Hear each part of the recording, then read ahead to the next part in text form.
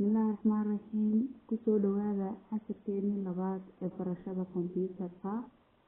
Maanta waxaan dhigan doonaa qaybta loo yaqaano computer hardware ama qaybaha kombiyuutarka ee indhuhu arki karaan ee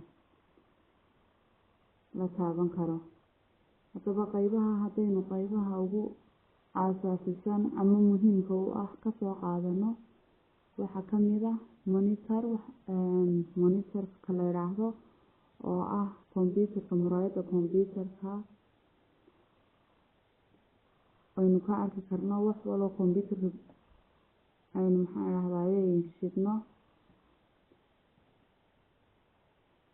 Sidoo kale waxaa ka mid ah mouse-ka la yiraahdo oo ah tilmaamaha inoo tilmaami kara kolba meesha aynu doonayno inaynu geysano kombiyuutarka dhexdiisa, oo ah bahal yar oo jiirka u eg oo sida jiirka oo kale loo sameeyey, xadhig dheerna leh, kuna tilmaamaya kombiyuutarka gudihiisa markaad kolba doonayso inaad meel ka furto.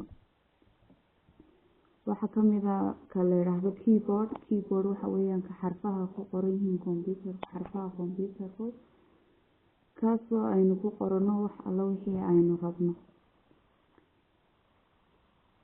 Sidoo kale waxaa ka mid ah speaker-ku waxa weeyaan wuxuu kuu soo gudbinayaa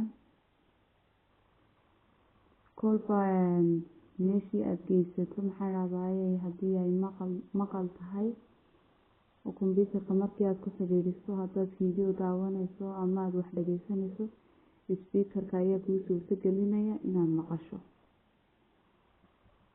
Waxaa ka mid ah microphone waxa weeyaan markaad doonayso kombiyuutarka inaad ku hadasho oo kale ayaad isticmaali kartaa isaga.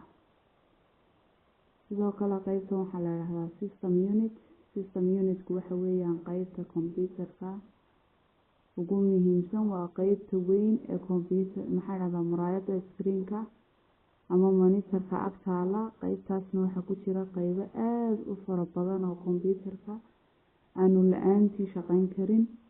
Waynaynu baran doonaa insha Allah casharada soo socda. Halkaa inoogu joogo casharkeenu maanta. Sidaa iyo nabadgelyo.